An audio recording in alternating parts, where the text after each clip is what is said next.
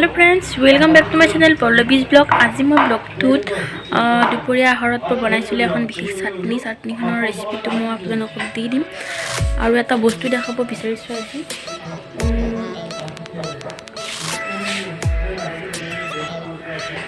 এয়া এটা মই বেগ বনাই আছোঁ।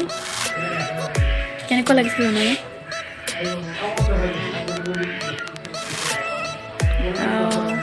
এইখিনি চিলাম আজি।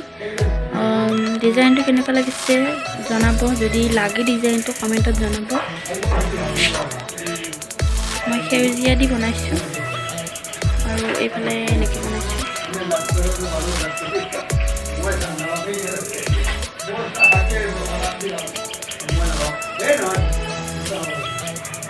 যদি গোটেই বেগটো ভিডিঅ' বিচাৰে তেনেহ'লে মই দি দিম। সেইটো কেনেকৈ লাগিছে জনাব।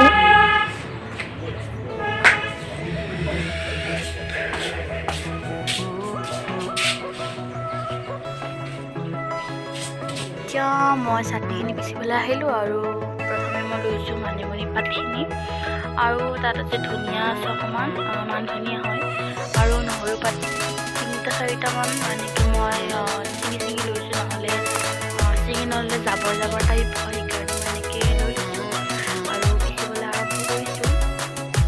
মিহিকৈ পিচিব লাগে, মিক্সিত নামাৰিলে বেছি সোৱাদ হয়।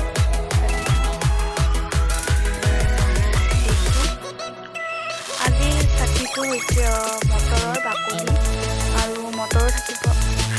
একেদৰে মই বাকীখিনিও ইয়াতে লৈ লৈছোঁ। ইয়াতে আছে মটৰ বাকলি আৰু মটৰখিনি লৈ লৈছোঁ আৰু সেইখিনিও ভালকৈ মিহি হোৱাকৈ পিচি লৈছোঁ।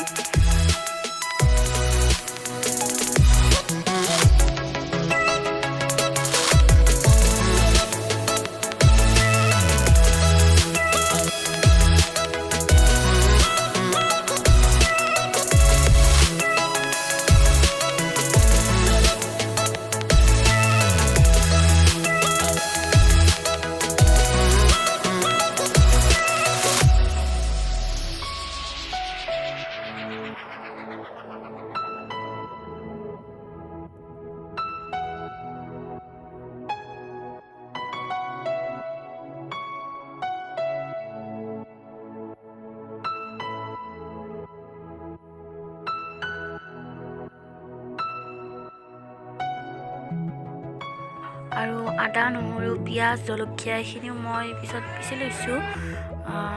এতিয়া ইয়াৰ ৰেডি হৈ গ'ল আমাৰ চাটনি। ৰুটিৰ লগতো খাব পাৰে আৰু ভাতৰ লগতো খাব পাৰে। ভাল লাগে চাটনিখন খাই, এবাৰ ট্ৰাই কৰি চাব পাৰে। ভিডিঅ'টো চাই বাৰু আপোনালোকৰ কেনেকুৱা লাগিল জনাব। যদি ভাল লাগিছে এটা লাইক কৰিব আৰু কমেণ্টত জনাব কেনেকুৱা লাগিছে।